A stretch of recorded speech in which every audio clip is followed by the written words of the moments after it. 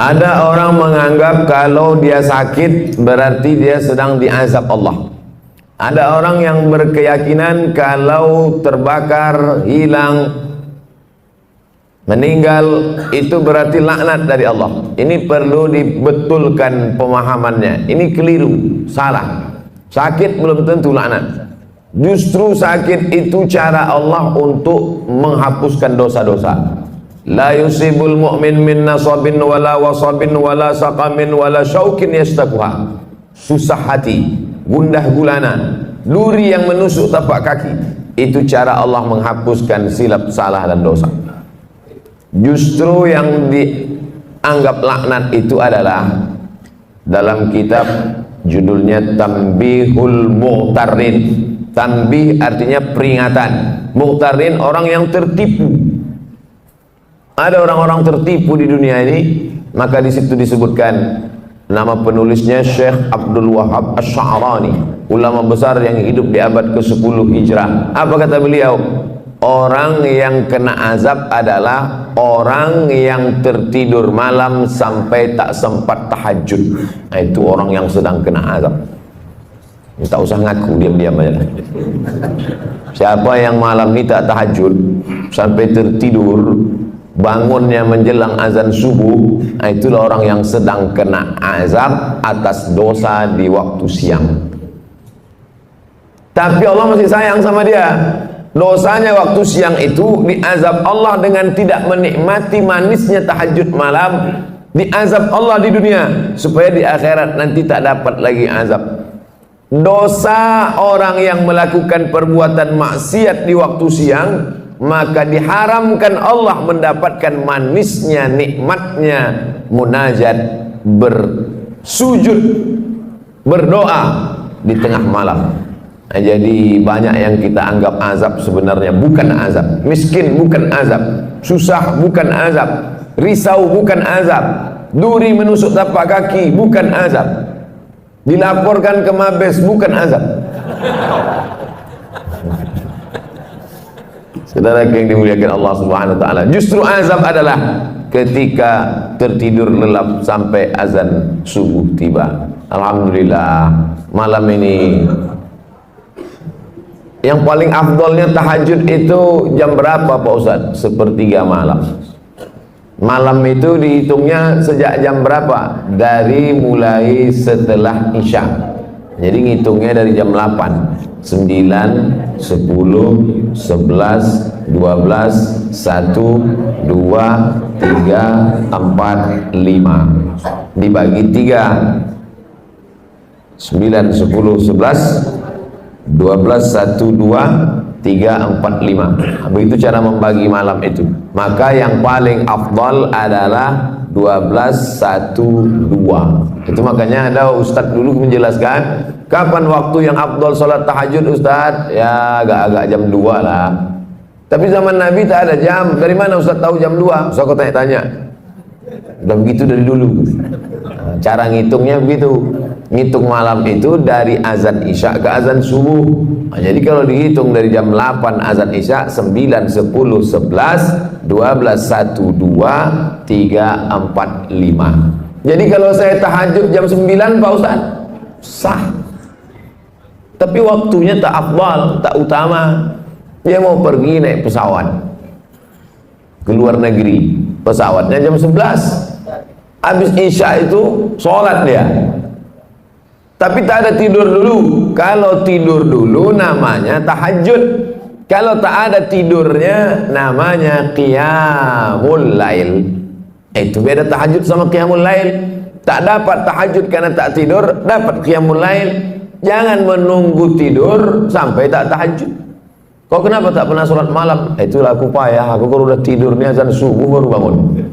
Maka ma la yadraku kulluh la yutraku kulluh. Kalau tak dapat semuanya, jangan tinggalkan semua. Tak dapat di awal waktu, di tengah waktu. 12, 1, 2 bagus, tapi berat. Banyak di antara bapak ibu yang siangnya terlalu lelah sehingga waktu malamnya pun payah. Maka bangunnya udah mau azan subuh jam 5. Bangun jam 4. Apakah hilang tahajudnya? Tetap. jam 4 tetap bangun tahajud. Yang paling bagus sekali adalah mandi di waktu subuh. Kenapa begitu? Oh, mandi waktu subuh ini kan kena rematik Pak Ustadz. Yang rematik itu dari azan maghrib ke jam 12 malam. Makanya dilarang, banyak sebagian orang meyakini jangan mandi maghrib, nanti dicubit hantu, biru-biru kulit. Pergeseran waktu siang dan malam, dulu anak-anak kecil selalu dilarang, jangan lari-lari maghrib, banyak setan. Nah, yang tak boleh itu adalah dari mulai tenggelam matahari sampai jam 12 malam. Adapun dari jam 1 ke subuh, bahkan ada terapi penyembuhan mandi malam, sehat, segar bugar. Oleh sebab itu maka bagus bangun malam mandi, tapi tak sampai pada wajib hukumnya. Apalagi dia banyak silap salah berdosa kemudian mandi taubat, dia diniatkannya mandi taubat, bagus sekali.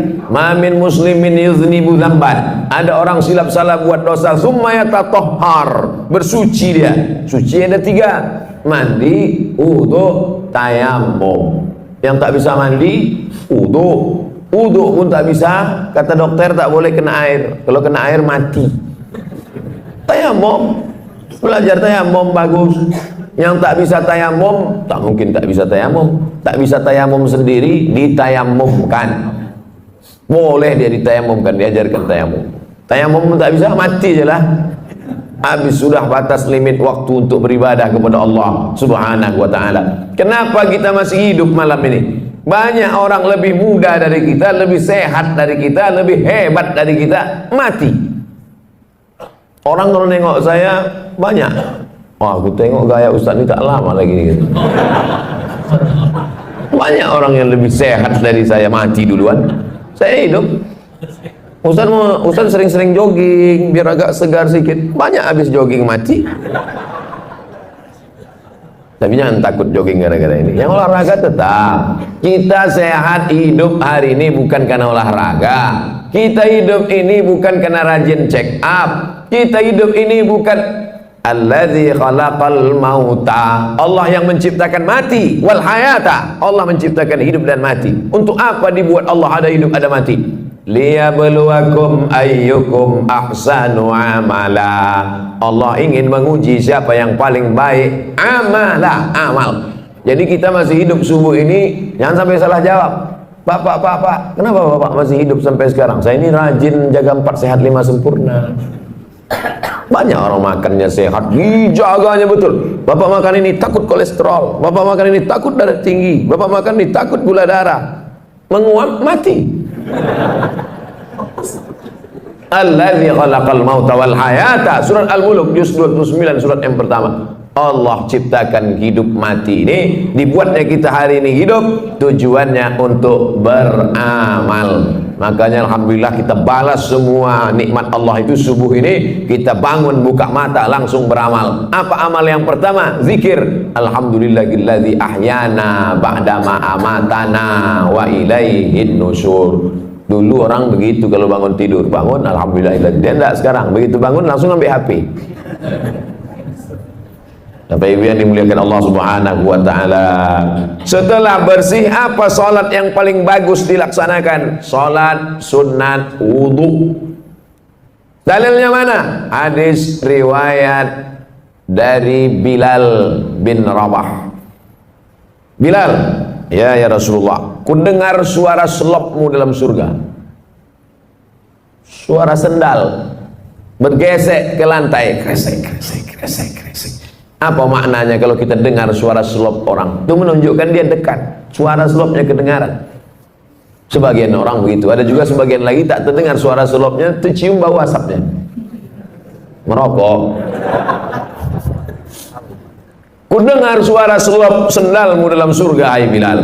Apa amal kau Bilal? Kata Bilal, aku tak pernah meninggalkan solat sunat setelah bersuci berwudu. Tak pernah dibuat Nabi, tak pernah disuruh Nabi, tak pernah diajarkan Nabi, tak pernah Nabi mengatakan, hai orang beriman, kalian kalau habis wudu sholat sunatlah kalian, tak pernah. Itu murni inisiatif, ide dari Bilal. Setiap habis wudu sholat sunat dia, setiap habis wudu sholat sunat dia. Lalu kemudian Allah tunjukkan kepada Sayyidina wa Maulana Muhammad sallallahu alaihi wasallam, ini balasan amal Bilal. Nabi bertanya, itu bukan Nabi tak tahu, Nabi mau ngasih tahu pada orang yang menuduh bahwa perbuatan baik itu jangan asal dilaksanakan. Nih perbuatan baik yang tak pernah dibuat Nabi tapi disetujui Nabi. Engkau masuk surga gara-gara amalmu wahai Bilal. Maka kita pun kalau mau ikut amal baik, habis wudu sholat sunat. Bagi yang pakai usolli sunnatal wudu raka'ataini lillahi ta'ala. Bagi al-wasliyah pakai usolli, Muhammadiyah tak pakai usolli. Allahu Akbar. Niatnya di mana? Dalam hati. Tak usah berkelahi antara al-wasliyah Muhammadiyah. Kau, aku dua-dua tak pernah buat. Parah. Seumur hidup tak pernah sholat sunat wudu agak sekali. Buatlah banyak-banyak Pak Ustaz, asal setiap habis wudu sholat sunat wudu. Bagus sekali. Lalu setelah sholat sunat, ayatnya Pak Ustaz terserah. Faqra'u ma tayassara minal Qur'an. Bacalah apa yang mudah bagimu dari Al-Quran. Ghairil maghdubi alaihim waladdallin. Amin. Apa yang ingat? Kebetulan orang baru balik haji. Ingat ayat haji? Wa atimmul hajja wal umrata lillah. Ayat apa ingat? Ayat tentang kurban Pak Ustaz. Inna a'tainakal kautsar fasholli li rabbika wanhar inna syani'aka huwal abtar. Apa aja ayat yang kau ingat? Itu baca. Kalau tak baca ayat Pak Ustaz, sholatnya sah. Membaca ayat itu hukumnya sunnah. Tak dibacanya ayat sah, tapi parah kali lah itu pula. Baca ayat pun tak bisa. Kalau qul huwallah aja saya baca Pak Ustaz, sah. Ada sahabat Nabi membaca ayat dalam sunat, solat sunat, dari mulai habis isya sampai azan subuh. Ayatnya tak diganti-gantinya, qul huwallah aja. Namanya Qatadah bin Nu'man. Nama kitab yang menceritakan Al-Musnad. Nama pengarang Al-Musnad Ahmad bin Hambal, meninggal tahun 241. Nama kerennya Imam Hambali. Hambal artinya karpet. Orang Medan bilang hambal karpet kan? Coba bawa hambal tuh, hambal. Imam Hambali, Ahmad bin Hambal. Di dalam kitab itu disebutkan, hadisnya sahih. Qatadah bin Nu'man sholat sunat dari isya sampai subuh, ayatnya qul huwallah, tak diganti-gantinya. Dilaporkan ke Nabi, ya Rasulullah, ini ada orang aneh ini, ayatnya tak diganti-gantinya, qul huwallah aja. Apa kata Nabi SAW? Innaha la ta'dilu sulusal Qur'an. Qul huwallah itu sama dengan sepertiga Quran. Dibacanya bolak-balik dari isya sampai subuh, maka dia sudah seperti menghatamkan Quran berkali-kali. Jadi yang hafal qul huwallah jangan berkecil hati. Ini nilai betul-betul begini Pak Ustaz. Bapak Ibu yang dimuliakan Allah Subhanahu wa taala. Setelah selesai sholat sunat wudu, bagus lagi sholat sunat taubat. Asal disebut tau, terbayang toco. Makan. Makan tak salah, tapi makan dalam Islam itu tujuannya liyuqima sulbahu, menegakkan tulang belakang. Ini Bapak Ibu bisa tegak tulang belakang ini kan karena makan semalam. Coba kalau tak makan, asal agak-agak mau duduk tumbang.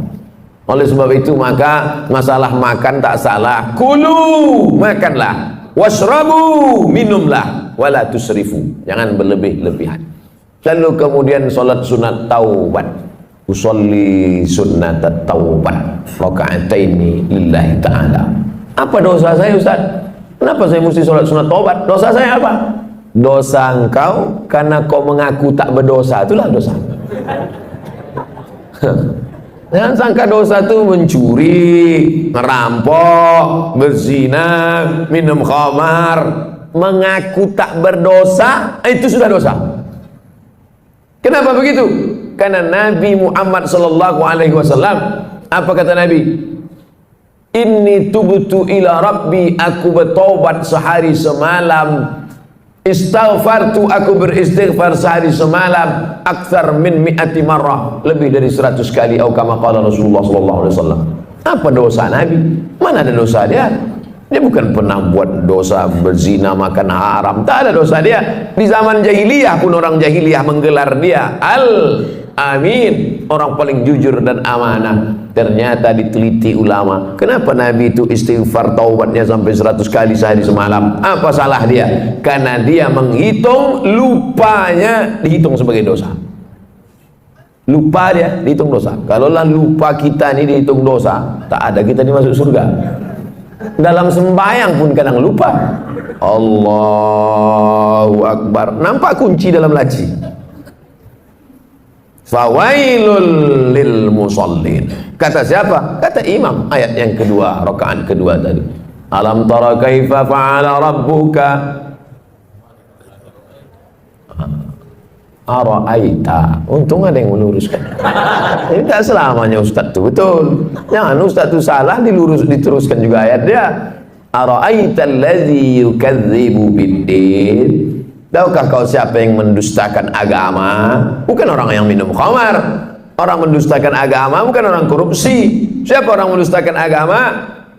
Ara'aita allazi yukadzibu biddin fadzalika allazi yad'ul yatim. Kalau ada orang rajin puasa sunat, bolak-balik haji ke Makkah, tapi anak yatim tak bayar uang sekolah, dia diam, itulah orang mendustakan agama.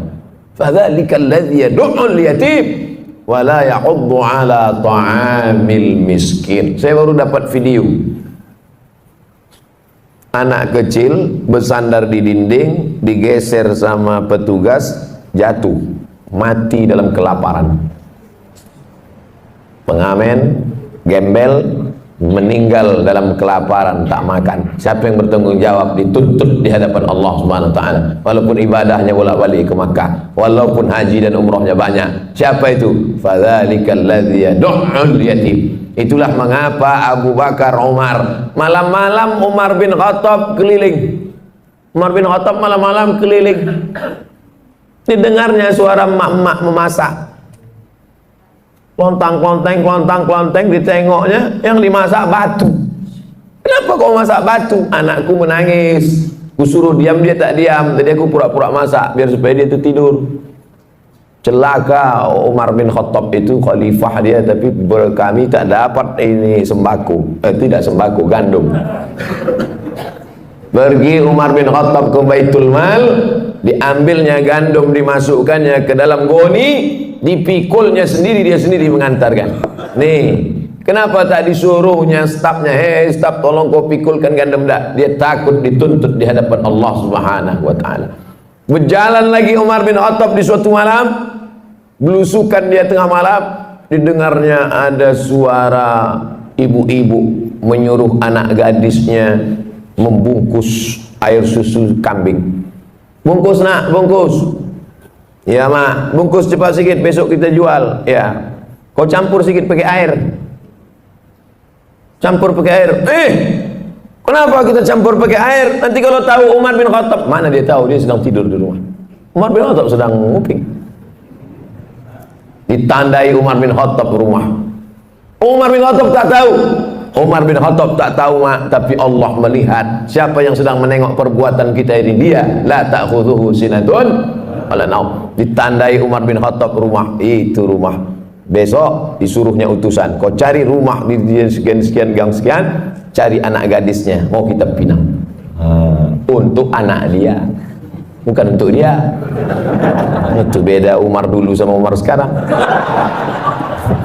Yang namanya Pak Umar yang tersinggung pula. Itu singgung, sakit hati, melapor juga ke polisi. Payah kali lah ceramah ini sekarang. Begitulah orang-orang yang merasa tak berdosa, ternyata kalau dihitung dosa menurut Nabi Muhammad SAW, ditengok dosa menurut Umar bin Khattab, dosa yang sekarang kalian tengok sebesar ujung rambut, di zaman sahabat Nabi menengok itu sebesar bukit Uhud.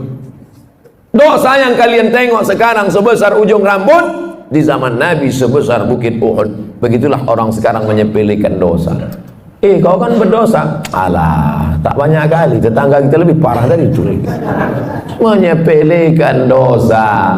Dosa besar, dosa kecil, bukan ditengok dosanya, tapi di hadapan siapa dosa itu dilakukan. Bukan ditengok besar kecil dosa, tapi di mana dan di hadapan siapa dilakukan. Ngupil, maaf cakap, ngupil ngorek tai hidung, mana pula dosa? Carilah ayat Quran yang melarang ngorek hidung, tak ada. Tapi coba kalau dilakukan di istana negara, diliput 10 stasiun TV live. Diundang ke istana, dapat penghargaan, pas sedang duduk-duduk ngupil. Semua TV, RCTI, SCTV, MNC TV, TVRI, semua live. Itu jadi berita besar apa tak besar? Besar. Semua orang menengok. Kalau perbuatan kecil ditengok orang banyak menjadi besar, bagaimana dengan perbuatan kita yang disaksikan oleh yang maha besar? Oleh sebab itu maka jangan pernah menyepelekan yang kecil. Inti yang ingin saya sampaikan, jangan sampai merasa tak berdosa. Kita ini banyak silap, banyak salah, banyak salah. Apa dosa saya? Apa dosa saya? Apa silap saya? Saat kau merasa tak bersalah, tak bersilap, tak berdosa, saat itu engkau adalah orang paling banyak berbuat silap, salah dan dosa. Yang paling afdal solat sunat taubat. Yang sudah melaksanakan alhamdulillah, yang belum besok malam mudah-mudahan masih hidup lagi. Setelah sholat sunat taubat, ini mesti nih Pak Ustaz, namanya juga sunat. Ini kan cerita kita nih sunat, bukan wajib. Kalau perintahnya kuat, wajib. Kalau tidak kuat, sunat. Larangannya kuat, haram. Larangannya tak kuat, makruh. Tak disuruh, tak dilarang, mubah. Nah, ini 5 kotak ini jangan digeser-geser. Perintahnya kuat, wajib. Tak kuat, sunat. Larangannya kuat, haram.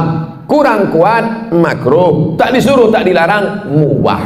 Jangan digeser. Yang sunat dinaikkan ke wajib, yang makruh dinaikkan ke haram. Sesak napas orang. Udah diatur itu semua sama ulama fikih. Nama ilmunya fikih. Orang yang paham fikih itu disebut faqih. Itu tuan faqih itu. Apa arti faqih itu? Entahlah, dari dulu dah gitu, siapa tanya-tanya. Nama ilmunya fikih. Nama orang yang berilmu tentang fikih itu namanya faqih. Jamaknya fuqaha. Sudah begitu menurut para ulama fuqaha. Ya. Kata Ustaz itu tadi fuqaha. Iya, fuqaha. Fuqaha itu apa? Ya, ulama-ulama juga lah. Ada ulama tafsir, ada ulama hadis, ada ulama fikih. Jamaknya fuqaha. Setelah sholat sunat taubat, sholat sunat tahajud. Usolli sunnat tahajud raka'ataini lillahi ta'ala. Sholatul laili masna masna. Sholat malam itu 2 rakaat salam, 2 rakaat salam, 2 rakaat salam, 2 rakaat salam. Berapa rakaat Pak Ustaz? Nabi Muhammad SAW 8 rakaat. Saya tak sanggup Pak Ustaz 8 rakaat. Jadi kalau saya buat 2 rakaat, jadilah daripada tidak sama sekali.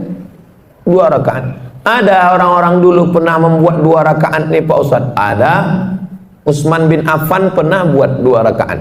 Rakaat pertama 15 juz. Rakaat kedua 15 juz.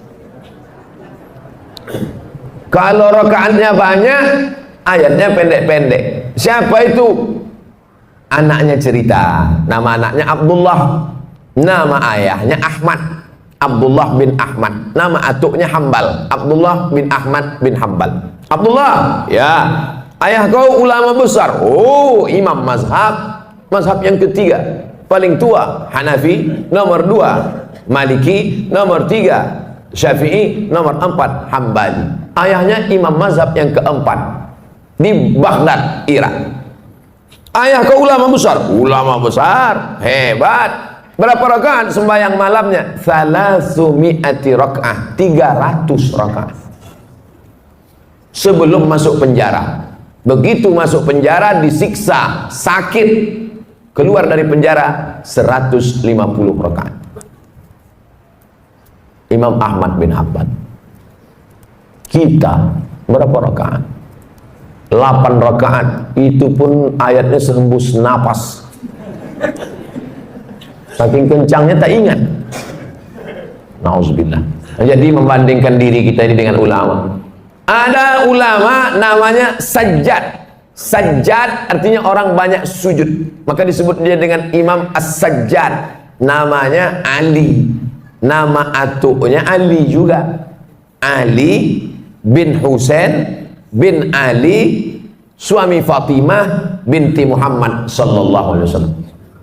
Jadi kalau dihitung dari Nabi keberapa dia itu? Ali bin Husain bin Fatimah binti Muhammad SAW, cicit Nabi. Namanya Ali Zainal Abidin. Zainal artinya perhiasan, Abidin orang ahli ibadah. Zainal Abidin perhiasan ahli ibadah. Sajjad karena banyak sujud, sujudnya sehari semalam 1000 kali. Begitu disebutkan dalam biografinya Syiar A'lam An-Nubala. Saya sebutkan cerita ini supaya kita jangan membesarkan diri, merasa amal sudah banyak karena menghitung diri dengan orang yang tak sembahyang. Kalau tengok masalah akhirat, tengok ke atas, tengok ulama-ulama, tengok imam-imam yang hebat-hebat luar biasa. Musim haji, ini jamaah haji pulang, mereka pun pergi juga ke Makkah melaksanakan haji. Imam Syafi'i,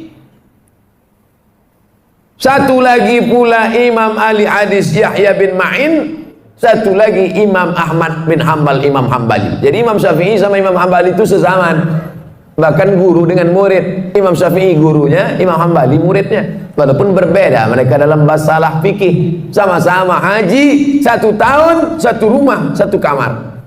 Balik sholat isya dari Masjidil Haram, tidur di kamar. Imam Syafi'i berbaring miring, Imam Hambali tegak rukuk sujud, tegak rukuk sujud, tegak rukuk sujud sampai azan isya. Selesai sholat subuh di Masjidil Haram, pulang, Imam Syafi'i bertanya, Hambali, ya, ku tengok kau tadi malam dari isya sampai subuh tegak rukuk sujud, tegak rukuk sujud, apa yang kau buat? Kata Imam Hambali, aku mengkhatamkan Quran dalam tahajudku malam tadi. Imam Syafi'i bertanya ke Imam Yahya bin Ma'in, Yahya, ku tengok kau tadi malam miring kiri, miring kanan, miring kiri, miring kanan, tak tidur-tidur. Apa yang kau buat? Aku sedang menyeleksi hadis sahih, hadis palsu, hadis sahih, hadis palsu, hadis sahih, hadis palsu. Tidak pakai laptop, bukan macam Ustaz sekarang. Lalu mereka bertanya balik ke Imam Syafi'i, Syafi'i, kau menengok kami, berarti kau tak tidur tadi malam? Tidak. Apa yang kau buat? Aku mengeluarkan hukum halal, haram, makruh, mubah, 200 hukum keluar tadi malam dari Quran dan hadis.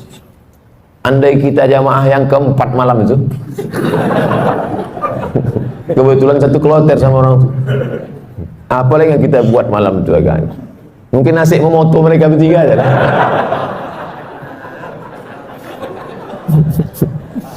Begitulah kita kalau dibandingkan ulama salaf.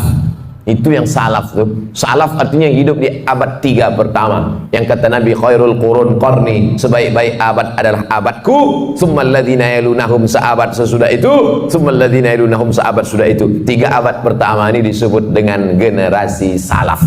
Jadi kalau ada orang sekarang mengatakan saya salaf, salaf kudis. Yang betul itu adalah kita pengikut ulama salaf, bukan kita nih salaf. Salaf kaki 3 ialah mengikut ulama salaf kita ini, mengikut akhlak mereka, mengikut ibadah mereka. Kalau kita ikut mereka, maka kita akan bisa bersama dengan mereka dalam surga Jannatul Firdaus. Nabi Muhammad sallallahu alaihi wasallam. Nah, setelah dapat 8 rakaat mengikut Nabi sallallahu alaihi wasallam, Nabi itu 8 rakaat, ya. Yang menengok siapa? Istri dia, namanya Ummul Mukminin, ibunya orang beriman, Sayyidatuna Aisyah radhiyallahu anha. Aku tengok Nabi salat. Berapa rakaat Nabi salat? Kata dia 11 rakaat. Karena 8 ditambah 3 ditutup dengan witir. Ij'alu akhira salatikumul laila al-witra. Jadikanlah salat malam kalian yang terakhir ditutup dengan witir. Makanya habis tahajud 8 tuh tutup witir. Usolli sunnatal witri thalatha raka'atin. Bagi yang mau 3 rakaat 1 salam, tidak pakai tasyahud awal supaya tak sama macam maghrib. Tapi bagi yang mazhab Syafi'i dibuat dia 2-1. Witir kan ganjil Pak Ustaz, ya. Lalu yang 2 itu apa namanya? Syafa' wal fajri walayalin ashri wasyaf'i wal watri. Watri ganjil, syafa' genap. Jadi sholat 2 rakaat dulu. Usolli sunnata syaf'i ma'al witri. Aku sholat syafa' 2 rakaat sepaket dengan witir lillahi ta'ala. Habis itu baru sholat witir 1 rakaat. Dia masih 3. Pilihlah. Masjid ini kemarin waktu bulan Ramadan witirnya 21 atau 3 rakaat 1 salam. 21 dengan 3 rakaat 1 salam. Dalam mazhab Syafi'i lebih afdal 21, karena yang 2 rakaat 1 salam itu iftitahnya 2 kali, tasyahudnya 2 kali, lebih banyak amalnya. Tapi saya tak menyalahkan yang 3 rakaat 1 salam tanpa tasyahud awal supaya tak sama dengan maghrib, karena ada juga dalam pendapat para ulama. Tak perlu mempermasalahkan yang tak masalah sehingga menjadi masalah. Disitulah letak masalahnya.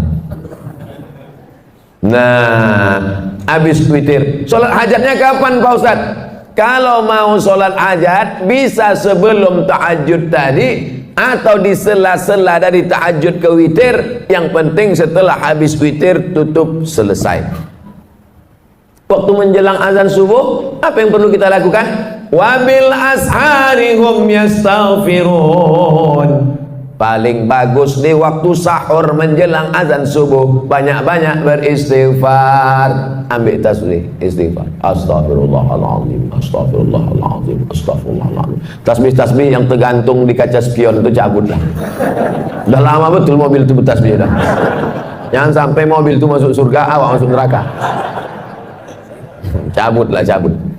Besok cabut. Astaghfirullahaladzim, astaghfirullah. Man lazimal istighfar, siapa yang memperbanyak istighfar, 3 balasan orang banyak istighfar. Ja'alallahu lahu min kulli dhiqin makhraja. Kesempitan hidupnya dikasih Allah kelapangan. Wa min kulli hammin faraja. Kesusahannya diberikan Allah kesenangan. Wa razaqahu min haitsu la yahtasib. Dikasih Allah rezeki dari jalan yang tak disangka-sangka. Hati susah senang bukan karena harta, karena banyak orang kaya raya mati bunuh diri karena hatinya sempit. Orang yang disempitkan Allah dadanya, dipendekkan Allah pandangan matanya, sejengkal saja dia menengok dunia, mudah stres, depresi. Angka bunuh diri terbesar di dunia bukan di Indonesia, bukan karena PHK, bukan karena tak ada kesempatan kerja, bukan karena miskin rakyat jelata. Angka bunuh diri terbesar di dunia di Eropa dan Amerika yang kaya raya. Kenapa? Stres, depresi. Mereka pakai mobil mewah, pakai baby Benz, pakai BMW, kena penyakit insomnia, tak bisa tidur malam. Orang kita naik sudako itu tidur. Sampai ke Simpang Marendal, padahal mau belanja ke Simpang Limun. Bayangkan itu. Bapak ibu pikir tidur ini masalah sepele. Berapa banyak orang kaya tak bisa tidur, makan pil tidur. Betul tak ceritanya? Oleh sebab itu kalau ada kawan tertidur, diamkan aja. Nah, itu dia sedang dalam nikmat yang besar. Bapak ibu yang dimuliakan Allah Subhanahu wa ta'ala. Oleh sebab itu maka Allah Ta'ala beri kelapangan hati kepada Nabi Musa alaihi salam dalam doanya, Rabbi syrahli, lapangkan dada ni ya Allah, karena dunia ini penuh dengan masalah. Nabi Muhammad SAW juga dilapangkan Allah dadanya. Apa kata Allah? Alam nasyrah laka, minta kelapangan hati. Kalau cerita masalah sempit sekarang ini, saya yang paling sempit hati saya. Saya sedang dilaporkan. Tapi karena didoakan oleh para jamaah, terutama yang paling banyak mendoakan saya, inilah panitia masjid subuh nih. Ya Allah, kami sudah memasang tenda di belakang semua. Kalau sampailah Ustadz itu stres tak bisa ceramah, hancurlah program kami. Bapak ibu yang dimuliakan Allah Subhanahu wa ta'ala, dengan berzikir, bersolat, bertasbih, beristighfar bukan berarti manusia tidak menghadapi masalah, karena dunia tempat masalah. Tapi dengan berzikir, bertasbih, beristighfar adalah merubah cara kita menghadapi masalah. Allah berikan kelapangan hati, Allah berikan kesabaran, Allah berikan. Banyak orang-orang soleh itu mati di tiang gantungan. Siapa contohnya? Tonton film Umar Mukhtar, pejuang dari Libya yang menggantungnya Mussolini. Mussolini, Said Kutub meninggal di tiang gantungan. Pagi-pagi pas mau dia digantung itu, malam tuh mimpi dia menengok Nabi Muhammad sallallahu alaihi wasallam. Cerita tentang dia mau digantung, malamnya jumpa Nabi itu diceritakan dalam ceramah ulama besar dari Mesir namanya Syekh Abdul Hamid Kishi. Syekh Abdul Hamid Kishi. Pas mau digantung pagi itu tersenyum dia. Nampaknya tiang gantungan itu macam tangan bidadari sedang melambai. Tak sabar dia mau mati menghadap Allah Subhanahu wa taala. Bukan macam orang-orang stres yang mau disuntik mati, ketakutan, ada permintaan macam-macam. Kau mau mati ini mau minta apa? Lontong sayur gitu. Saudara yang dimuliakan Allah Subhanahu wa taala, hidup ini hanya tempat persinggahan sejenak dalam perjalanan panjang sementara sampai ke tujuan. Hidup ini tak sampai seperti setengah sayap nyamuk. Bukan sayap pesawat, sayap nyamuk. Hidup ini hanya setetes. Kalau dapat jangan sombong, karena yang kau dapat cuma setetes. Yang kaya raya, yang pejabat, yang hebat, cuma setetes. Yang tak dapat pun jangan terlalu sedih, karena yang tak dapat itu pun cuma setetes. Kita semua akan mati menghadap Allah. Apa yang akan dibawa? Berjumpalah ulama yang populer, yang masyhur, yang punya banyak jamaah, ulama fikih, dengan ulama yang tak terkenal, ulama mastur yang tak dikenal masyhur, ulama tasawuf. Meninggal ulama fikih yang populer, yang terkenal, yang viral, yang masyhur, yang hebat, yang punya jabatan itu, mimpi berjumpa ulama tasawuf. Apalah yang kau dapat di akhirat dengan kepopuleran, dengan jabatanmu, dengan kehebatan namamu itu? Diambilnya debu, ditiupnya di tapak tangan. Itulah follower. Itulah semua. Ambil debu, hembuskan ke tapak tangan, tak bermakna. Lalu mana yang membuat engkau dapat rahmat Allah? 2 rakaat di tengah malam yang sunyi saat tak ditengok orang. Itulah yang dapat menolong di hadapan Allah Subhanahu wa taala. Oleh sebab itu paksa-paksakan diri, pasang alarm, jam weker agak 2 biji. 2 tak juga terbangun, beli jam yang ketiga yang bisa menyipak. Supaya terbangun kita di hadapan Allah. Rahimallahu imra'an, Allah mencurahkan rahmatnya pada suami allazi aiqadha ahlahu, yang membangunkan istrinya. Allah mencurahkan rahmat pada suami yang membangunkan istrinya dengan menyiramkan air, mengajak dia tahajud malam. Rahimallahu imra'atan, Allah merahmati istri perempuan. Ada laki-laki, ada lagi tren sekarang LGBT. Nauzubillah. Rahimallahu imra'atan, Allah merahmati perempuan allati aiqazat zaujaha, yang membangunkan suaminya. Al-mu'minun suami, wal mu'minat istri, ba'duhum awliya'u ba'd, saling tolong menolong dalam hal kebaikan walaupun kewajibannya itu suami. Ya ayyuhalladzina amanu, hai para suami, qu anfusakum, jaga istrimu, wa ahlikum, anakmu, naro, dari api neraka. Aslinya yang mengajak solat, yang mengajar solat, yang membangunkan solat, yang mengingatkan solat, suami. Tapi dunia sudah mau kiamat. Yang sekarang banyak bertanya, Ustaz, apa doanya biar suami saya mau solat? Jadi laki kau tak sembahyang? Enggak. Dari dulu atau sampai sekarang? Memang dari nikah tak sembahyang. Kenapa mau sama dia? Saya pun dulu tak sembahyang. Belakang-belakangan ini tobat saya Pak Ustaz. Laki saya tetap Fir'aun. Sabar ibu, sabar, banyak-banyak doa sama Allah. 2 gendangnya, kalau tak dia mati, ibu mati. Inilah bapak nih, cerita laki ibu tu mati, bapak ketawa pula. Mestinya sedih lah. Bapak ibu yang dimuliakan Allah Subhanahu wa taala, sampai pada akhirnya azan subuh pun berkumandang. Tahanlah kita dengan wudhu tadi. Kalau wudhunya batal, diganti tajdidul wudhu, memperbaharui wudhu. Kalau saya ragu Pak Ustaz, batal apa tak batal? Batal apa tak batal? Al yaqinu la yuzalu bisyak, keyakinan yang kuat tak mungkin dirusak oleh ragu. Hatta tasma'a sautan, jangan kau wudhu lagi, jangan kau batalkan solatmu. Kalau datang bisik-bisik, batal wudhumu, batal wudhumu, batal wudhumu, batal wudhumu, jangan kau berhenti solat. Hatta tasma'a sautan, sampai kau dengar suara, au tajidarian, atau kau cium bau. Dengar suara, tercium bau, baru batal. Tak ada suara, tak ada berbau, tak batal. Tak bersuara, bau, batal. Kadang kita ini kan diganggu-ganggu setan. Udah batal, udah batal, udah batal, udah batal. Itu memang kerja setan. Jangan disalah-salahkan setan. Kenapa setan ini gini? Itulah kerja aku, kata dia. Itulah kerja dia, SOP dia. SOS, standar operasional setan.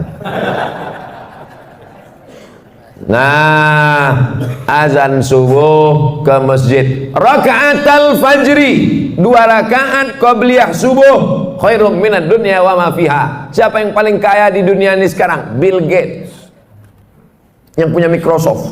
Siapa yang paling kaya di dunia ini sekarang? Yang punya Yahoo, yang punya Google, Facebook. Siapa yang paling kaya dunia ini sekarang? Yang paling kaya sekarang adalah kita, karena kita sudah dapat dunia dan seisinya. Qobliyah subuh. Yang tadi qobliyah subuh. Yang tadi tak qobliyah subuh, masbuk terlambat. Boleh qobliyah subuh setelah sholat subuh, tapi jangan di masjid. Balik ke rumah, qobliyah subuh, qadha, diganti. Tapi jangan tiap-tiap subuh. Sekali-sekali. Kalau tiap-tiap subuh itu namanya hobi. Usolli sunnatas subhi raka'ataini qabliyatan. Ayatnya rakaat pertama qul ya ayyuhal kafirun.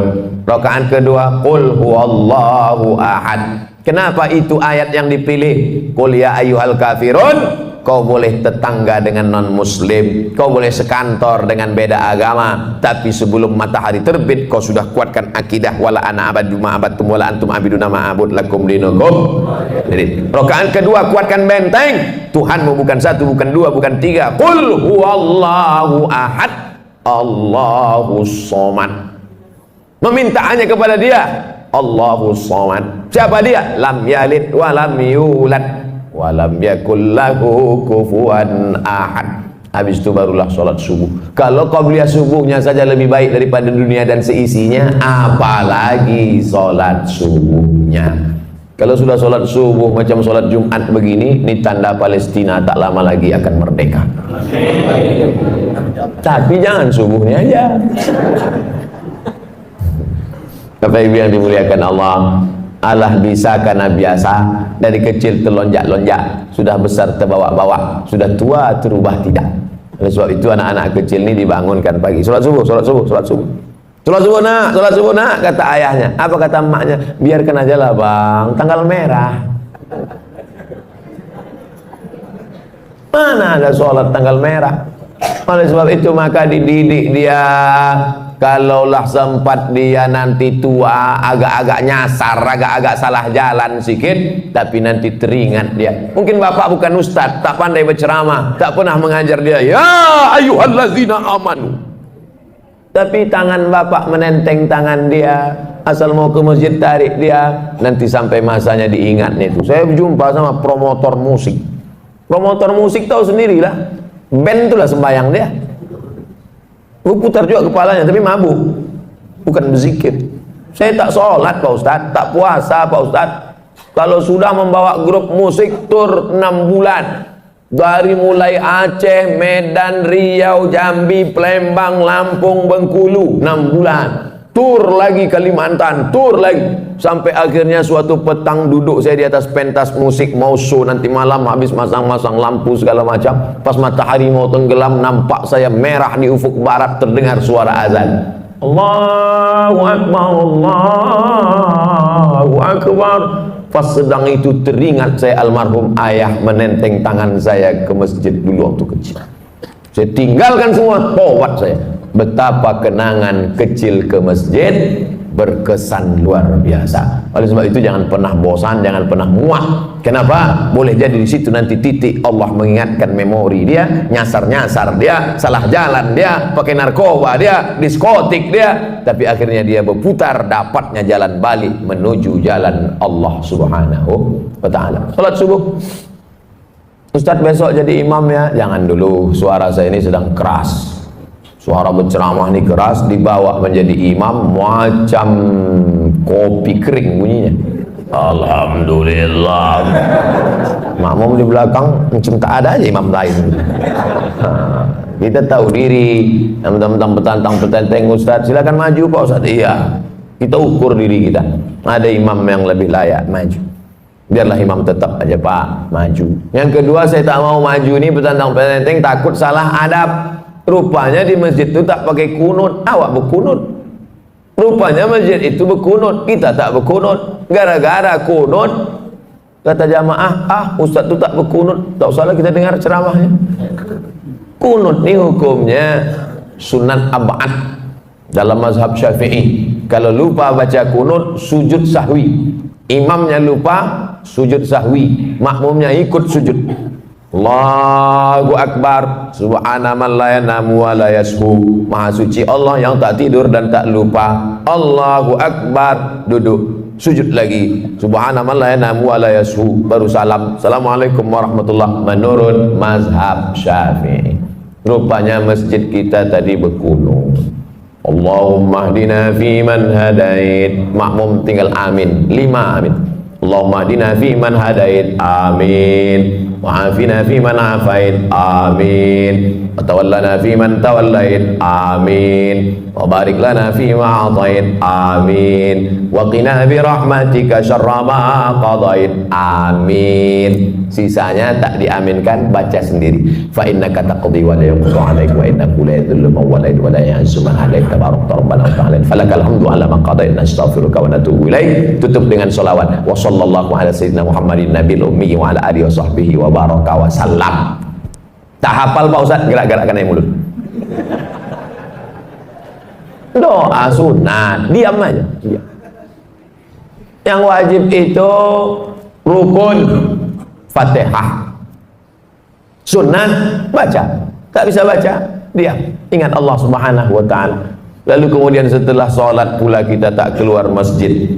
Ma min muslimin yuznibu dzamban man shallal ghadata fi jama'atin. Siapa yang sholat subuh berjamaah, summa qa'ada yadhkurullah, habis sholat dia tak keluar masjid tapi duduk berzikir. Majlis ilmu ini majlis zikir, karena yang kita bahas, kita ceritakan tak ada lain, Quran, hadis, pendapat ulama, Quran, hadis, pendapat ulama. Siapa yang sholat subuh berjamaah, duduk berzikir mengingat Allah, hatta tatul asyam, sampai terbit matahari. Mudah ngitungnya. Sekarang maghrib jam berapa? Jam 6.39. Nanti sholat isyraq mulai jam 6.39. Tapi tak berlaku di Saudi Arabia. Ini untuk Indonesia tropis. Bagi yang payah untuk menghitung kapan mulai sholat sunat isyraq, maka 6.39 sholat sunat isyraq. Syarat sholat sunat isyraq 3. Sholat subuh berjamaah, duduk berzikir mengingat Allah sampai terbit matahari. Sholat sunat isyraq 2 rakaat. Usolli sunnatal isyraq, pakai qaf. Isyraq artinya terbit matahari. Kalau pakai kaf, isyraq syirik. Kau sembahyang apa tadi? Sembahyang isyraq, sembahyang syirik lah. Nama waktunya syuruq, nama sholatnya isyraq. Usolli sunnatal isyraq raka'atain lillahi ta'ala. Nanti kita sholat sunat isyraq. Habis ini saya jawab pertanyaan. Sholat sunat isyraq 2 rakaat. Hadis riwayat Tirmidzi, status hadis hasan, layak diamalkan. Siapa yang sholat subuh berjamaah, duduk berzikir mengingat Allah sampai terbit matahari, sholat sunat isyraq 2 rakaat, apa pahalanya? Kanat lahu ka ajri hajjatin wa umrah, dapat pahala macam haji dan umrah. Tamah, sempurna. Yang sudah bayar ONH jangan bangga. Bayar 2017, berangkat 2031. Kenduri tiap tahun. 2030 mati. Tapi Allah kasih jalan lain. Yang tak punya duit jangan kecewa, jangan kecil hati. Sholat subuh berjamaah, duduk berzikir dengan Allah sampai terbit matahari, sholat sunat isyraq 2 rakaat. Tapi yang udah bayar ONH jangan ditarik balik. Jangan nanti balik dari sini pergi ke bank. Saya tarik balik ONH, kenapa? Tadi udah dapat pahala macam haji dan umrah. Tak dapat sekali sehari, seminggu sekali. Alhamdulillah subuh ini dapat kita laksanakan. Akhirnya saya mulai jam tadi setengah 6, sekarang setengah 7, sesuai janji 60 menit diurutkan dari mulai bangun tidur sampai terbit matahari. Selanjutnya kita jawab pertanyaan. Nanti selesai ini kita masing-masing langsung sholat sunat isyraq masing-masing. Supaya saya kasih tahu supaya jangan menghidupkan kamera masing-masing. Kita sedang safar. Safar maksudnya musafir. Namanya safar, orangnya musafir. Ketika masuk masjid, masuk waktu sholat maghrib, apakah bisa kita berimam sholat maghrib seperti biasa, tidak jamak qashar, setelahnya baru kita menjamak qashar? Ya, Allahu Akbar, Allahu Akbar. Mobil pun, kendaraan pun masuk ke masjid, halaman masjid maksudnya, bukan dalam masjid. Banyak sekarang orang kalau musafir itu, habis itu pergi balik, rupanya numpang kencing aja. Sholat maghrib dia, maka bapak dan ibu ikut sholat maghrib sama si imam tuh niatnya jamak qashar, jamak takdim. Setelah salam dia tegak. Kalau sendirian qomat sendirian. Kalau kebetulan rombongan angkat satu jadi imam. Sholat isya jamak qashar, jamak takdim. Udah selesai. Kasusnya sekarang zuhur. Pas zuhur ikut imam jamak qashar, jamak takdim. Berapa rakaat? 4. Tapi qashar 2 Pak Ustaz. Kenapa 4? Karena imamnya mukim. Imamnya mukim. Al-imam ju'ilal imam liyutamma bi. Imam itu diangkat untuk diikuti. Kita ngikut imam. Imamnya 4, kita pun ikut 4. Nanti setelah salam tegak lagi jamak qashar, jamak takdim, asarnya 2. Zuhurnya 4 karena ikut imamnya mukim. Tapi karena saya ustad, imam tuh tak mau maju. Tengoknya saya, Ustaz Somad, silakan maju Ustaz. Saya bilang saya ini musafir, bapak yang mukim lah jadi imam. Tak apa-apa Pak Ustaz, Ustaz lah tetap maju. Akhirnya saya maju, sholat zuhurnya saya 2 rakaat, tapi makmumnya tetap 4. Assalamualaikum warahmatullah. Saya musafir, makmumnya mukim. Makmum yang mukim itu tegak menambah 2 rakaat. Jangan bingung, ini banyak makmum bingung. Tengoknya imam salam, aku salam apa tidak ya? Nah, begitu kalau musafir. Berapa jarak kilometer musafir nih Pak Ustadz? 89 kilometer. Medan kisaran 160. Medan Pekanbaru 600. Yang tak percaya hitung sendiri. Setelah sholat Idul Fitri, Idul Adha, apa boleh kita sholat duha? Sholat duha waktunya terbuka dari mulai syuruk lewat 15 menit 6.39 sampai 10 menit 15 menit menjelang azan zuhur. Zuhur 12.32 kurang 15, 12.15. Masih ada waktu duha. Jumlah rakaatnya tidak terbatas, unlimited edition. Tapi katanya ada yang mengatakan 2 rakaat Pak Ustaz. Hadis riwayat Abu Hurairah, Ausani Khalili, orang yang kucintai berpesan padaku jangan tinggalkan 2 rakaat.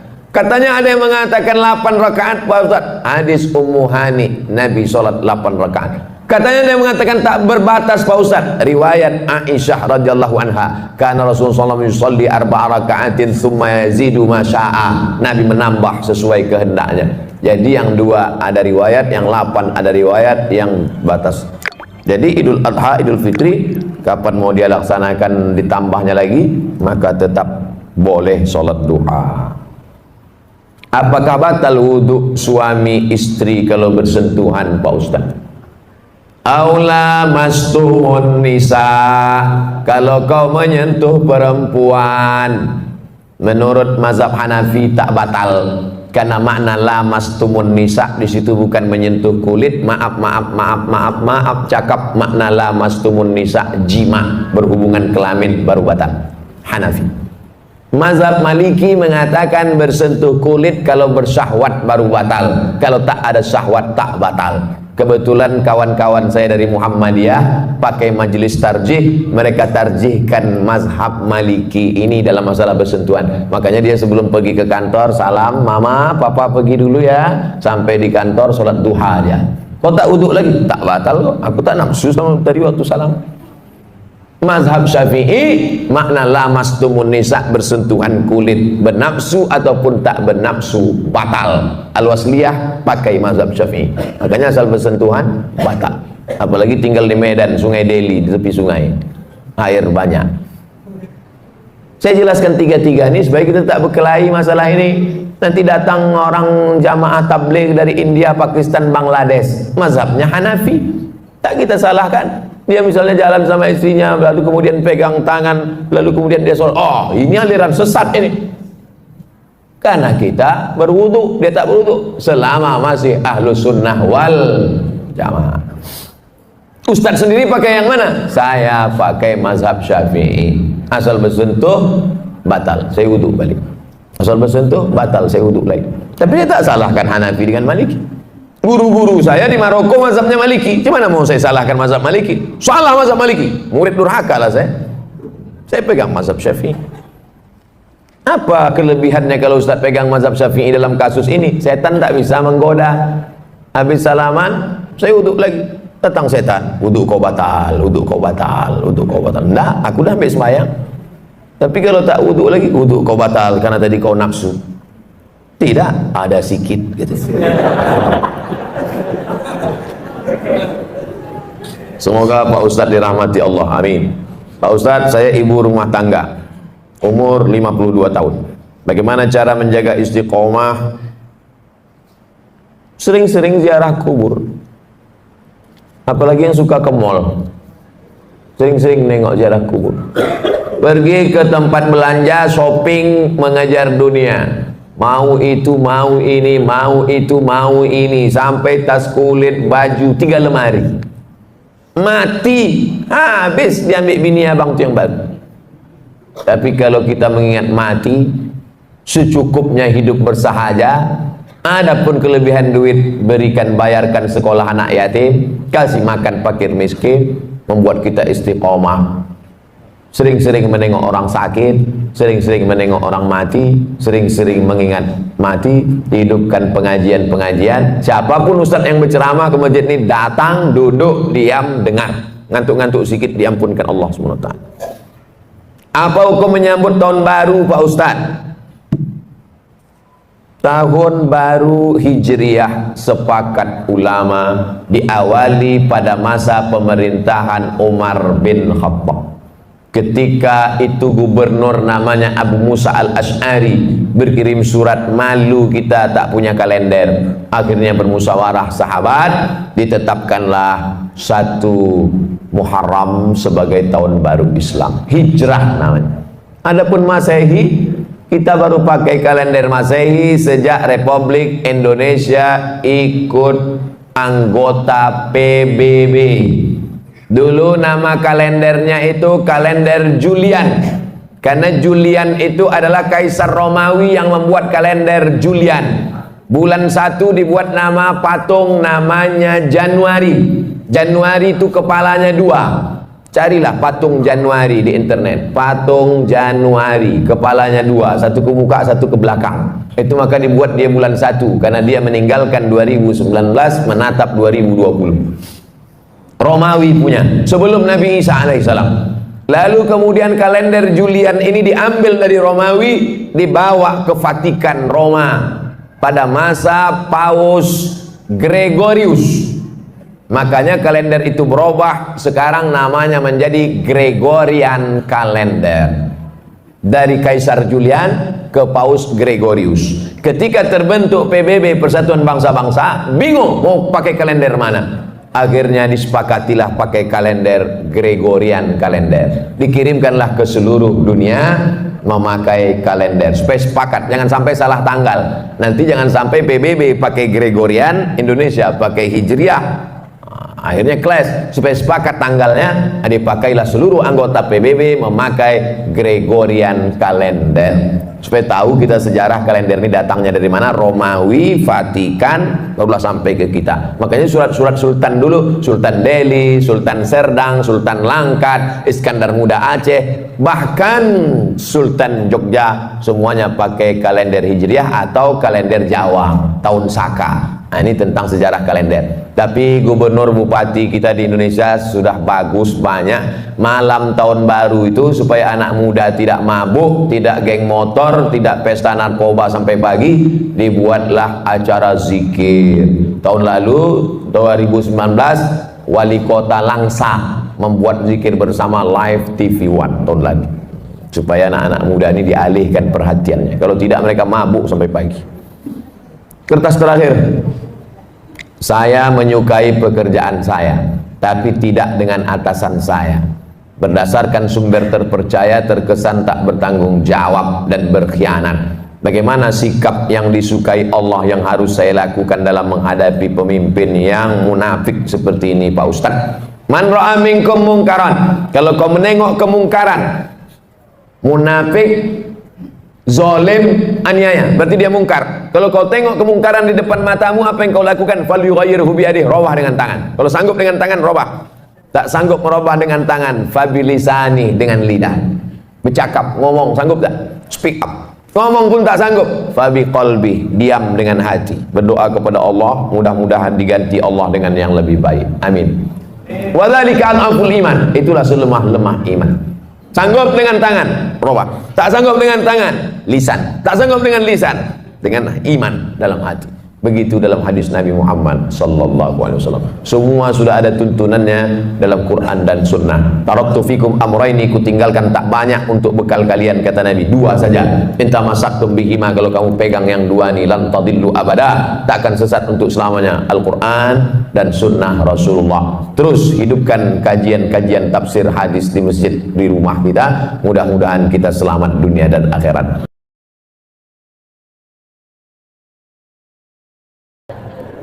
Begitulah orang-orang yang merasa tak berdosa, ternyata kalau dihitung dosa menurut Nabi Muhammad SAW, ditengok dosa menurut Umar bin Khattab, dosa yang sekarang kalian tengok sebesar ujung rambut, di zaman sahabat Nabi menengok itu sebesar bukit Uhud.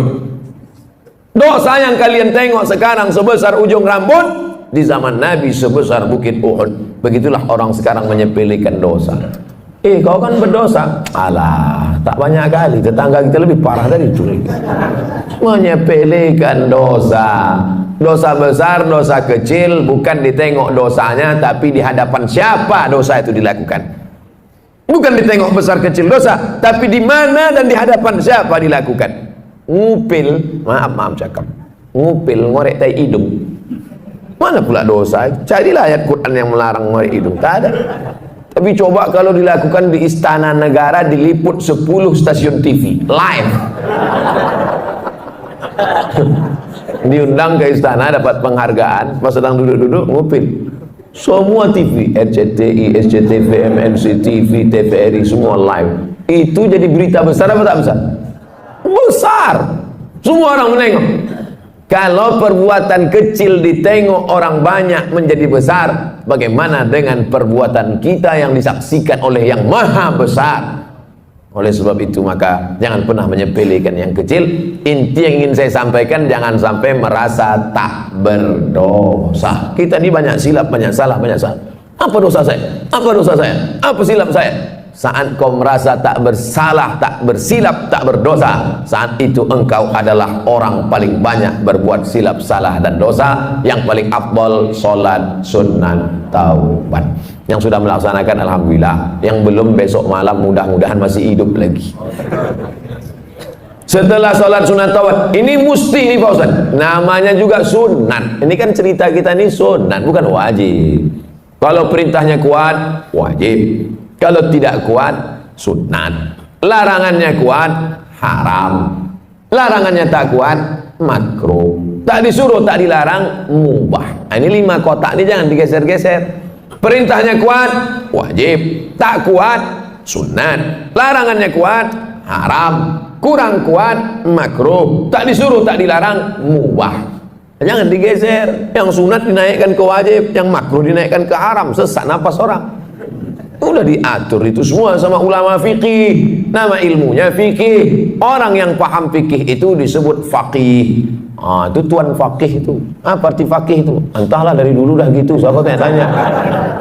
Nama ilmunya fikih. Nama orang yang berilmu tentang fikih itu namanya faqih. Jamaknya fuqaha. Sudah begitu menurut para ulama fuqaha. Ya. Kata Ustaz itu tadi fuqaha. Iya, fuqaha. Fuqaha itu apa? Ya, ulama-ulama juga lah. Ada ulama tafsir, ada ulama hadis, ada ulama fikih. Jamaknya fuqaha. Setelah sholat sunat taubat, sholat sunat tahajud. Usolli sunnat tahajud raka'ataini lillahi ta'ala. Sholatul laili masna masna. Sholat malam itu 2 rakaat salam, 2 rakaat salam, 2 rakaat salam, 2 rakaat salam. Berapa rakaat Pak Ustadz? Nabi Muhammad SAW 8 rakaat. Saya tak sanggup Pak Ustadz 8 rakaat. Jadi kalau saya buat 2 rakaat, jadilah daripada tidak sama sekali. 2 rakaat. Ada orang-orang dulu pernah membuat 2 rakaat nih Pak Ustadz. Ada. Utsman bin Affan pernah buat 2 rakaat. Rakaat pertama 15 juz. Rakaat kedua 15 juz. Kalau rakaatnya banyak, ayatnya pendek-pendek. Siapa itu? Anaknya cerita. Nama anaknya Abdullah. Nama ayahnya Ahmad. Abdullah bin Ahmad. Nama atuknya Hambal. Abdullah bin Ahmad bin Hambal. Abdullah, ya, ayah kau ulama besar. Oh, imam mazhab. Mazhab yang ketiga, paling tua Hanafi, nomor 2 Maliki, nomor 3 Syafi'i, nomor 4 Hambali. Ayahnya imam mazhab yang keempat di Baghdad, Irak. Ayah kau ulama besar. Ulama besar, hebat. Berapa rakaat sembahyang malamnya? 300 rakaat. 300 rakaat. Sebelum masuk penjara. Begitu masuk penjara disiksa, sakit. Keluar dari penjara 150 rakaat. Imam Ahmad bin Hanbal. Kita berapa rakaat? 8 rakaat. Itu pun ayatnya sehembus napas. Saking kencangnya tak ingat. Nauzubillah. Jadi membandingkan diri kita ini dengan ulama. Ada ulama namanya Sajjad. Sajjad artinya orang banyak sujud. Maka disebut dia dengan Imam As-Sajjad. Namanya Ali. Nama atuknya Ali juga. Ali bin Husain bin Ali, suami Fatimah binti Muhammad sallallahu alaihi wasallam. Jadi kalau dihitung dari Nabi keberapa dia itu? Ali bin Husain bin Fatimah binti Muhammad SAW, cicit Nabi. Namanya Ali Zainal Abidin. Zainal artinya perhiasan. Abidin orang ahli ibadah. Zainal Abidin perhiasan ahli ibadah. Sajjad karena banyak sujud. Sujudnya sehari semalam 1000 kali. Begitu disebutkan dalam biografinya Syiar A'lam An-Nubala. Saya sebutkan cerita ini supaya kita jangan membesarkan diri, merasa amal sudah banyak karena menghitung diri dengan orang yang tak sembahyang. Kalau tengok masalah akhirat, tengok ke atas, tengok ulama-ulama, tengok imam-imam yang hebat-hebat luar biasa. Musim haji, ini jamaah haji pulang. Mereka pun pergi juga ke Makkah melaksanakan haji. Imam Syafi'i, satu lagi pula Imam Ali Hadis Yahya bin Ma'in, satu lagi Imam Ahmad bin Hanbal, Imam Hambali. Jadi Imam Syafi'i sama Imam Hambali itu sezaman, bahkan guru dengan murid. Imam Syafi'i gurunya, Imam Hambali muridnya. Walaupun berbeda mereka dalam masalah fikih, sama-sama haji, 1 tahun, 1 rumah, 1 kamar. Balik sholat isya dari Masjidil Haram, tidur di kamar. Imam Syafi'i berbaring miring. Imam Hambali tegak rukuk sujud, tegak rukuk sujud, tegak rukuk sujud sampai azan isya. Selesai sholat subuh di Masjidil Haram, pulang, Imam Syafi'i bertanya, Hambali, ya, ku tengok kau tadi malam dari Isya sampai subuh tegak rukuk sujud, apa yang kau buat? Kata Imam Hambali, aku mengkhatamkan Quran dalam tahajudku malam tadi. Imam Syafi'i bertanya ke Imam Yahya bin Ma'in, Yahya, ku tengok kau tadi malam miring kiri, miring kanan, miring kiri, miring kanan, tak tidur-tidur, apa yang kau buat? Aku sedang menyeleksi hadis sahih, hadis palsu, hadis sahih, hadis palsu, hadis sahih, hadis palsu. Tidak pakai laptop, bukan macam Ustaz sekarang. Lalu mereka bertanya balik ke Imam Syafi'i, Syafi'i, kau menengok kami, berarti kau tak tidur tadi malam? Tidak. Apa yang kau buat? Aku mengeluarkan hukum halal, haram, makruh, mubah, 200 hukum keluar tadi malam dari Quran dan hadis. Andai kita jamaah yang keempat malam itu, kebetulan satu kloter sama orang itu, apa lagi yang kita buat malam itu agak? Mungkin nasib memoto mereka bertiga aja lah.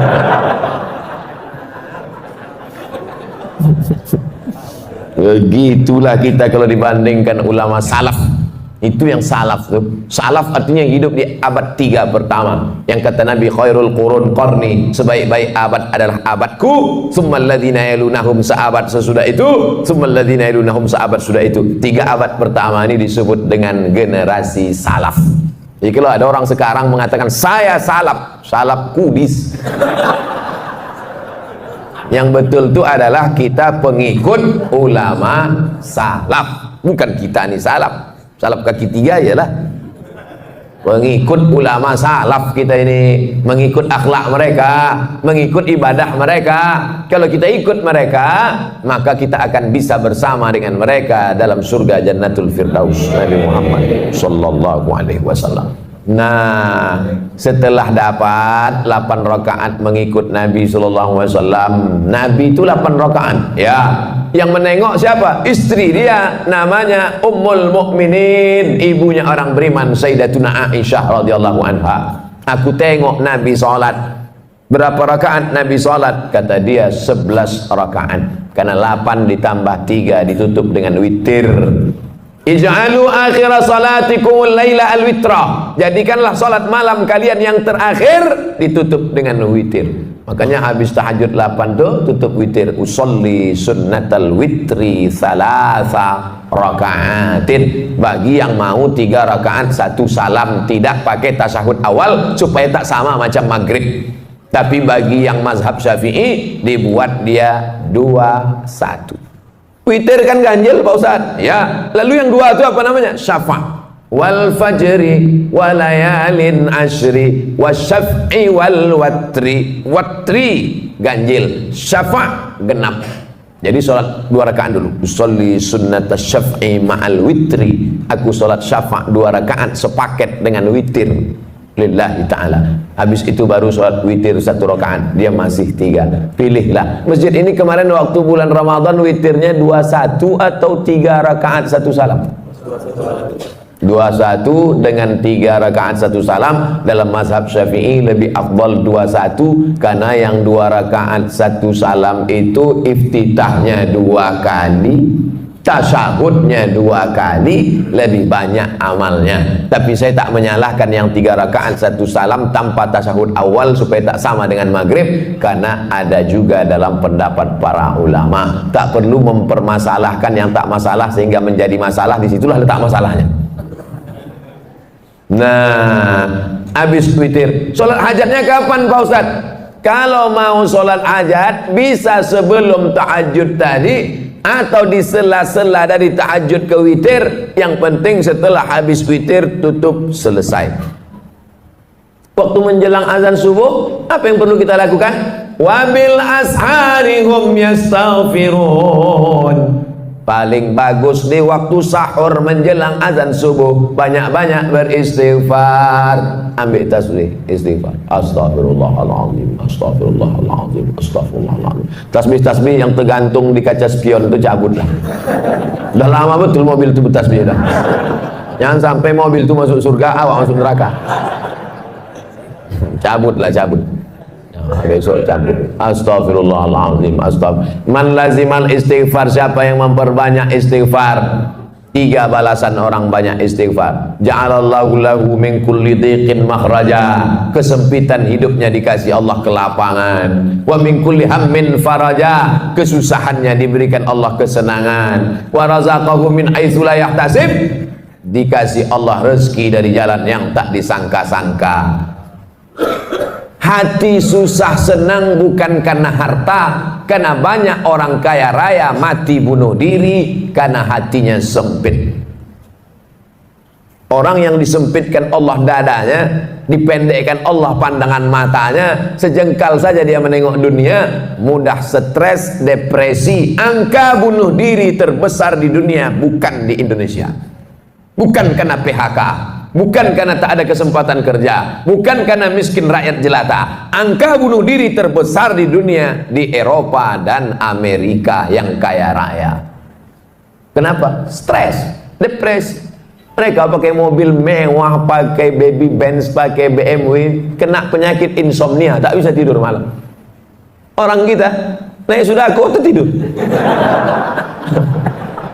sampai ke Simpang Marendal, padahal mau belanja ke Simpang Limun. Bayangkan itu. Bapak ibu pikir tidur ini masalah sepele. Berapa banyak orang kaya tak bisa tidur, makan pil tidur. Betul tak cerita? Oleh sebab itu kalau ada kawan tertidur, diamkan aja lah. Nah, itu dia sedang dalam nikmat yang besar. Bapak ibu yang dimuliakan Allah subhanahu wa ta'ala. Oleh sebab itu maka Allah ta'ala beri kelapangan hati kepada Nabi Musa alaihi salam dalam doanya, Rabbi syrahli, lapangkan dada ni ya Allah, karena dunia ini penuh dengan masalah.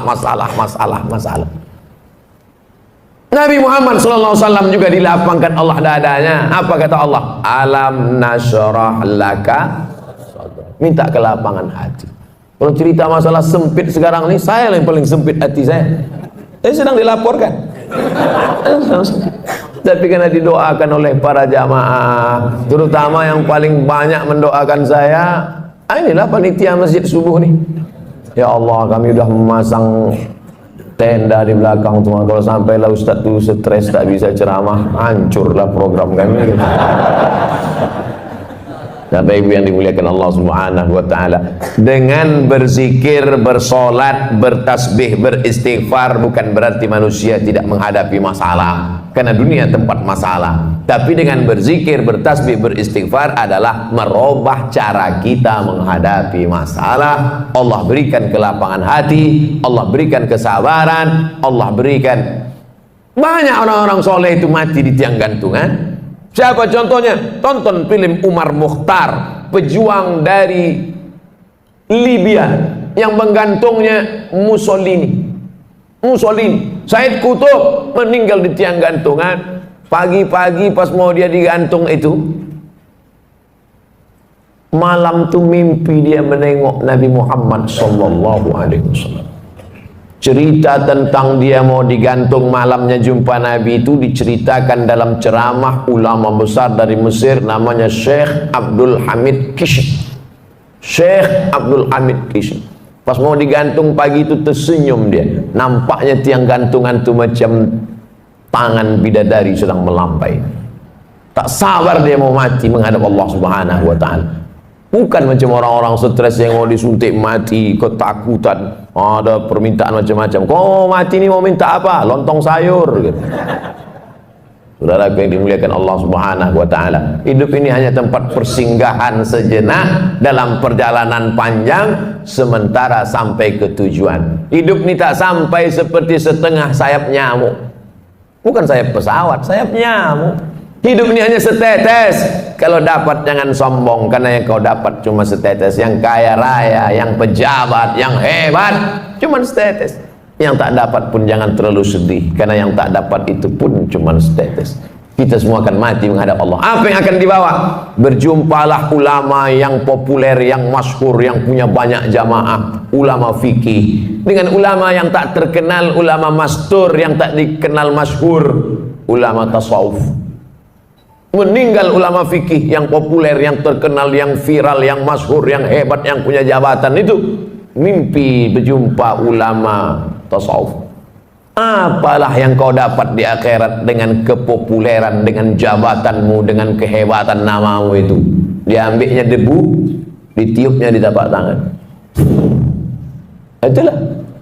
Itulah follower. Itulah semua. Ambil debu, hembuskan ke tapak tangan. Tak bermakna. Lalu mana yang membuat engkau dapat rahmat Allah? 2 rakaat di tengah malam yang sunyi saat tak ditengok orang. Itulah yang dapat menolong di hadapan Allah Subhanahu wa taala. Oleh sebab itu paksa-paksakan diri, pasang alarm, jam weker agak 2 biji. 2 tak juga terbangun, beli jam yang ketiga yang bisa menyipak. Supaya terbangun kita di hadapan Allah. Rahimallahu imra'an, Allah mencurahkan rahmatnya pada suami allazi aiqadha ahlahu, yang membangunkan istrinya. Allah mencurahkan rahmat pada suami yang membangunkan istrinya dengan menyiramkan air, mengajak dia tahajud malam. Rahimallahu imra'atan, Allah merahmati istri perempuan. Ada laki-laki, ada lagi tren sekarang LGBT. Nauzubillah. Rahimallahu imra'atan, Allah merahmati perempuan allati aiqazat zaujaha, yang membangunkan suaminya. Al-mu'minun suami, wal mu'minat istri, ba'dhum awliya'u ba'd, saling tolong menolong dalam hal kebaikan walaupun kewajibannya itu suami. Ya ayyuhalladzina amanu, hai para suami, qu anfusakum, jaga istrimu, wa ahlikum, anakmu, naro, dari api neraka. Aslinya yang mengajak sholat, yang mengajar sholat, yang membangunkan sholat, yang mengingatkan sholat, suami. Tapi dunia sudah mau kiamat. Yang sekarang banyak bertanya, Ustaz, apa doanya biar suami saya mau sholat? Jadi laki kau tak sembahyang? Enggak. Dari dulu atau sampai sekarang? Memang dari nikah tak sembahyang. Kenapa mau sama dia? Saya pun dulu tak sembahyang. Belakang-belakangan ini tobat saya Pak Ustaz. Laki saya tetap Fir'aun. Sabar ibu, sabar, banyak-banyak doa sama Allah. 2 gendangnya, kalau tak dia mati, ibu mati. Inilah bapak nih, cerita laki ibu tu mati, bapak ketawa pula. Mestinya sedih lah. Bapak ibu yang dimuliakan Allah Subhanahu wa ta'ala. Sampai pada akhirnya azan subuh pun berkumandang. Tahanlah kita dengan wudhu tadi. Kalau wudhunya batal, diganti tajdidul wudhu, memperbaharui wudhu. Kalau saya ragu Pak Ustaz, batal apa tak batal? Batal apa tak batal? Al yaqinu la yuzalu bisyak. Keyakinan yang kuat tak mungkin dirusak oleh ragu. Hatta tasma'a sautan, jangan kau wudhu lagi, jangan kau batalkan sholatmu. Kalau datang bisik-bisik, batal wudhumu, batal wudhumu, batal wudhumu, batal wudhumu, jangan kau berhenti sholat. Hatta tasma'a sautan, sampai kau dengar suara, au tajidarian, atau kau cium bau. Dengar suara, tercium bau, baru batal. Tak ada suara, tak ada berbau, tak batal. Tak bersuara, bau, batal. Kadang kita ini kan diganggu-ganggu setan, udah batal. Itu memang kerja setan. Jangan disalah-salahkan setan. Kenapa setan ini gini? Itulah kerja aku, kata dia. Itulah kerja dia, SOP dia.